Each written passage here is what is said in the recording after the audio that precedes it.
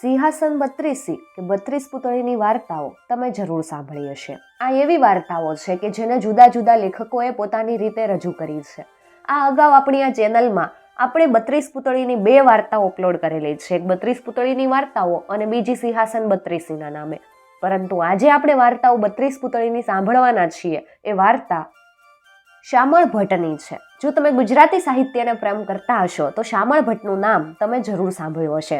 કહેવાય છે કે ગુજરાતી ભાષાના પ્રથમ કક્ષાના વાર્તાકાર છે કે જેમણે ગુજરાતી ભાષામાં વાર્તાઓ કહેવાની શરૂઆત કરેલી. આમ પણ કહેવાય છે કે આ જે સિંહાસન 32 છે એની મૂળ શરૂઆત તો સંસ્કૃતમાં થયેલી અને શામળ ભટ્ટે એને ગુજરાતીમાં રૂપાંતરિત કરેલી. તમે જે આ વાર્તાઓ સાંભળશો એનો સંદર્ભ તરીકે શામળ ભટ્ટની વાર્તાઓ લીધેલી છે. આવી જ પહેલી વાત છે ગોવાળની. ઘણા બધા વર્ષો પહેલાની આ વાત. ઉત્તરમાં માળવા નામનો એક દેશ અને આ દેશની રાજધાની ધારાનગરી. આ નગરીનો રાજા ભોજ. ભોજ તો કર્ણ જેવો દાનેશ્વરી, અર્જુન જેવો પરાક્રમી, હરિશ્ચંદ્ર જેવો સત્યવાદી અને સૂર્ય જેવો પ્રતાપી અને તેજસ્વી. લક્ષ્મી અને સરસ્વતીએ એની રાજધાનીમાં વાસ કરેલો. ધારાનગરી એક વિશાળ અને સુંદર શહેર હતું. નગરનો ફરતો મજબૂત કિલ્લો હતો. એને 100 દરવાજા હતા, 32 બારીઓ હતી, વિશાળ રાજમાર્ગ, નગરમાં પાણી માટે અસંખ્ય ઘાટ, વાવ, કૂવા પણ ઘણા બધા, બગીચાઓ અને જાત જાતના સુગંધિત ફૂલો. અને આ ફૂલોને લીધે આખું નગર સુગંધિત મધમગતું હતું. મકાનો એક સરખા, એમાં બધી કોમના લોકો રહેતા. નગરમાં ઘી દૂધની તો નદીઓ વહેતી. લોકો સુખી હતા અને આનંદથી રહેતા. આ નગરમાં એક બ્રાહ્મણ રહે, એનું નામ રામશંકર. એને એક સોની રહે, એનું નામ રમેશ. આ બંને જીગરજાન ભાઈબંધો. એકબીજા વગર હાલે જ નહીં. બંને હારે બેસે, અલક મલકની વાતો કરે, પણ બંનેની સ્થિતિ સાધારણ હતી. એક દિવસ રમેશે પોતાના મનની વાત કરી. રામશંકર, આ ગામમાં તો બધા આપણને ઓળખે, ખાસ કાંઈ કામ પણ નથી મળતું. આપણે પરદેશ જઈએ, ખૂબ ધન કમાઈને લાવીએ, પછી પાછળની જિંદગી સુખ ચેનમાં વિતાવશું. રામશંકર પણ ગરીબાઈના દિવસો કાઢતો હતો. એને આ વાત શીરાની જેમ ગળે ઉતરી ગઈ. એ દોડતો દોડતો ઘરે ગયો. એની પત્ની રમાને પરદેશ જવાની વાત કરી. આ રમા પણ ગરીબાઈથી કંટાળેલી હતી. રમાને આ વાત ગમી ગઈ. એણે સંમતિ આપી દીધી. એટલે બંને મિત્રો પરદેશ જવાની તૈયારી કરવા લાગ્યા.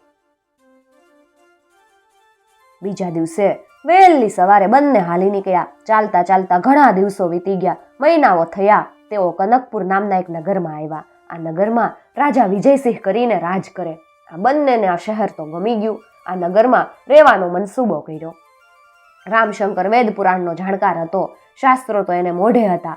નગરમાં એણે પાઠશાળા શરૂ કરી. સોની રમેશે એક દુકાન નાખી. સોનીનો ધંધો શરૂ કર્યો. વિજયસિંહે પાઠશાળાની ખ્યાતિ સાંભળી. એણે પોતાના પુત્રને પાઠશાળામાં મોકલવાનું નક્કી કર્યું. આ પુત્રને રામશંકરને સોંપી દીધો. આ નગરમાં 12 વર્ષ વીતી ગયા. રમેશ ખૂબ સારું કમાયો. એને હવે પોતાનું વતન યાદ આવ્યું. સગાવાલા સાંભળ્યા. તે રામશંકર પાસે આવ્યો અને કીધું કે આ નગરમાં આપણે આવ્યા એને 12 વર્ષ થઈ ગયા. મારી ઈચ્છા હવે ઘરે જવાની છે. રામશંકરને ઘર યાદ આવ્યું. રામશંકર રાજા પાસે ગયો. હાથ જોડીને વિનંતી કરતા કીધું, મહારાજ, મારે ઘરે જવું છે. ઘરની સ્થિતિ સારી નથી. ઘરે બધા દુઃખી થતા હશે. આપ મને રજા આપો. વિજયસિંહે રામશંકરની સામે જોયું. એનો પુત્ર શિક્ષણ લેતો હતો. રામશંકર એને શાસ્ત્રો ભણાવતો હતો, શસ્ત્ર વિદ્યા શીખવતો હતો. વિજયસિંહે રામશંકરને કીધું, તમે મારા પુત્રને સારું શિક્ષણ આપો છો. હજી એનું શિક્ષણ પૂરું નથી થયું. તમારા ઉપર હું ખૂબ ખુશ છું. તમે નિષ્ઠાથી કામ કરો છો. એથી હું તમને 4 કિંમતી રત્નો આપું છું. આ રત્નો તમે વેચશો એટલે 2 પેઢી બેઠા બેઠા ખાય એટલા પૈસા મળશે. રાજાએ તો ખજાનચીને બોલાવ્યા અને રામશંકરને 4 રત્નો આપ્યા. મારો મિત્ર સોની છે, એ ઘરે જાય છે. એની હારે આ રત્નો મોકલું. રત્નો લેતા લેતા રામશંકર બોલ્યો. રાજાએ ચેતવણી આપતા કીધું, તમે તો શાસ્ત્રોના જાણકાર છો. સોની ઉપર ક્યારેય વિશ્વાસ ન કરાય. એથી વિશ્વાસ મૂકે એ તો મૂર્ખ ગણાય. અરે આ સોની એવો નથી. એ તો મારો જીગરજાન મિત્ર છે. એના ઉપર મને સંપૂર્ણ વિશ્વાસ છે. એને લીધે તો હું આ નગરમાં આવ્યો છું. રામશંકર બોલ્યો. રાજાને પ્રણામ કર્યા. રત્નો લઈ એ તો ચાલતો થયો. રામશંકરને રાજાની શિખામણ ગળા નીચે ન ઉતરી. એ પાઠશાળાએ આવ્યો. ત્યાં રમેશ બેઠો જ હતો. એને આ 4 રત્નો આપ્યા અને કીધું, મારાથી તો હમણાં ઘરે અવાય એમ નથી, પણ આ 4 રત્નો તારા ભાભીને આપજે. આ રત્ન ખૂબ જ કિંમતી છે.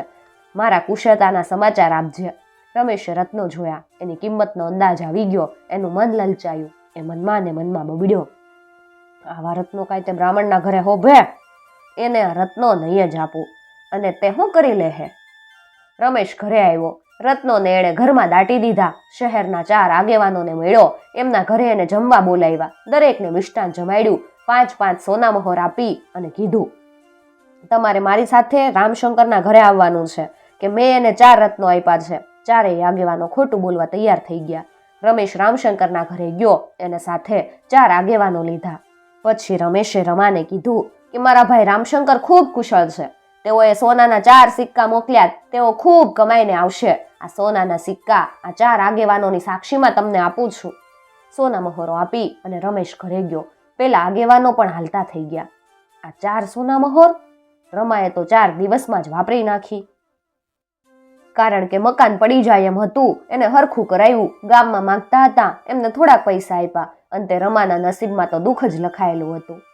આ વાતને ઘણા મહિના વીતી ગયા. રાજકુમારનું શિક્ષણ પૂરું થયું. રામશંકર રાજા પાસે આવ્યો. ઘરે જવાની રજા માંગી. રાજાએ રામશંકરને ખૂબ આદર સાથે અને માન સાથે રવાના કર્યો. એણે ગુરુદક્ષિણા તો પહેલા જ આપી દીધી હતી. એમ છતાંય વાટ ખર્ચી માટે થોડીક સોના મહોરો આપી. રાજાએ તેને રાજી ખુશીથી ઘરે જવાની રજા દઈ દીધી. રામશંકર તો ઘરે આવ્યો. રમેશને ખબર પડી. એના મનમાં તો પાપ હતું. એ તો દોડતો રામશંકરને મળવા ગયો. રામશંકરના સગા સંબંધીઓ પણ મળવા આવ્યા. રમેશે મોડી રાત્રિ સુધી વાતો કરી. પછી બધા ગયા. પછી બ્રાહ્મણે ઘર તરફ એક નજર કરી. તેઓના ઘરમાં ગરીબાઈ ટપકતી હતી. રામશંકરે રમાને પૂછ્યું, મેં 4 કિંમતી રત્નો મોકલ્યા છતાં ઘરમાં ગરીબાઈ કેમ છે? શા માટે દુઃખી થાય? એ રત્નો તે વેચ્યા નથી? તારી પાસે હાચવી રાખ્યાસ? રમા તો વિચારમાં પડી ગઈ. કયા રત્નો? અરે મેં આ રત્નો રમેશ સાથે મોકલ્યા હતા. ઈ આખી જિંદગી કઈ કામ નહીં કરીએ ને તોય નહીં ખૂટે એટલી રકમ છે. એ મને 4 સોના મહોર આપી ગયો તો એમાંથી અત્યાર સુધી જેમ તેમ મેં ઘર ચલાવ્યું. રમા તો હેબતાઈ ગઈ. પણ રામશંકર સોનીની લૂંચાઈ સમજી ગયો. સવારમાં તે વહેલો ઉઠ્યો. રમેશના ઘરે ગયો અને મોટેથી બોલ્યો, રમેશ, મેં તારા ઉપર વિશ્વાસ મૂક્યો. એનો બદલો ઠીક આપ્યો. કિંમતી રત્નો હજમ કરી ગયો. તને શરમ ન આવી? તને ગળે પડતા શરમ ન થતી? રત્નો તારી પત્નીને આપ્યા છે. ઈ પણ 4 આગેવાનોની સાક્ષીમાં. સમજો. રમેશે તેને દાદ ન આપી. રામશંકરનું અપમાન કર્યું અને ઘરેથી કાઢી મૂક્યો.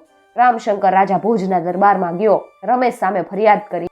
રમેશે નગરના 4 આગેવાનોને હાજર કર્યા. આગેવાનોએ સાક્ષી આપી અને રાજાને કીધું કે રમેશની વાત સાચી છે. અમારી હાજરીમાં એને 4 રત્નો આપ્યા છે. રામશંકર પાસે એક પણ સાક્ષી નહોતો. રાજ દરબારમાં એ ખોટો ઠર્યો. રાજા ભોજ રામશંકર ઉપર ગુસ્સે થયા અને તેને દેશની કાલની સજા કરી. રામશંકર અને રમા રડતા કકળતા શહેર છોડીને હાલી નીકળ્યા. ધારાનગરીની બહાર ગોવાળો ઢોર ચારતા. નગરની બહાર એક ટેકરો હતો અને ટેકરા ઉપર એક મોટું ઝાડ. એને છાંયે ગોવાળો બેઠા હતા. એમાં એક રાજા થયો અને બીજા સિપાહીઓ. આમ તેઓ રમત રમતા હતા. ગોવાળોએ બ્રાહ્મણ અને તેની પત્નીને રડતા જોયા. એક સિપાહી બનેલ ગોવાળ બંનેને રાજા પાસે લઈ ગયો. એણે બંનેને રડવાનું કારણ પૂછ્યું. રામશંકરે એને બધી વાત કરી. એટલે ગોવાળ રાજાને બીજા સિપાહીઓને હુકમ આપતા કીધું, જાઓ, પેલા રમેશ સોની અને આગેવાનોને પકડી લાવો. આ તો ગોવાળો હતા. એમાં યુવાનો, હાથમાં કડિયાળી ડાંગ.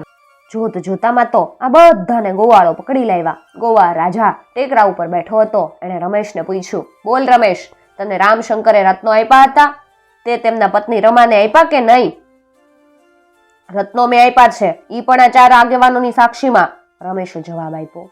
આગેવાનોને અલગ અલગ ઊભા રાખ્યા. પછી ગોવાળે એમને પૂછ્યું, આ રત્નો રમાને આપ્યા ત્યારે તમે હાજર હતા? તમોએ આ રત્નો જોયા છે તો એનો આકાર કેવો હતો? એનો રંગ કેવો હતો? એક બોલ્યો કે ચોરસ આકારના હતા અને પીળા રંગના. ના, લંબગોળ હતા અને લાલ હતા. બીજાએ કીધું. ત્રીજો કે ખોટી વાત, તે ગોળ હતા અને લીલા હતા.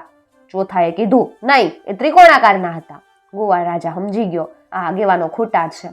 રમેશ પણ જૂઠું બોલતો હતો. એણે આંખ લાલ કરી અને બધા ગોવાળોને હુકમ કર્યો, આ બધા ખોટા છે, જૂઠા છે. લાકડીનો સ્વાદ ચખાડો, પછી સાચું બોલશે. ગોવાળોએ તો ધડાધડ બધાને ફટકાર્યા. સોનીને પણ ફટકાર્યો. માર સહન થતો નહોતો. બધા સાચું બોલી ગયા. રમેશ દોડતો ઘરે ગયો. રત્નો દાયટા હતા એ કાઢીને લાવ્યો. ગોવાળે આ 4 રત્નો રામશંકરને આપ્યા. રત્નો એને પાછા મળ્યા. રામશંકરને રમા ખુશ થઈ ગયા. ગોવાળનો ખૂબ ઉપકાર માન્યો. રાજા ભોજ સાચો ન્યાય ન આપી શક્યા. એક અભણ ગોવાળે ન્યાય આપ્યો. આ વાત રાજા ભોજના કાને આવી. એમને આશ્ચર્ય થયું. રાજા ભોજે ગોવાળને જોયો, પણ તે ખાસ બુદ્ધિશાળીનો લાગ્યો. ગોવાળે જે ટેકરા ઉપર બેસીને ન્યાય આપ્યો હતો એ ટેકરો રાજાએ જોયો અને રાજાના મનમાં કંઈક વિચાર આવ્યો. એ ટેકરામાં કંઈક ચમત્કાર લાગેસ.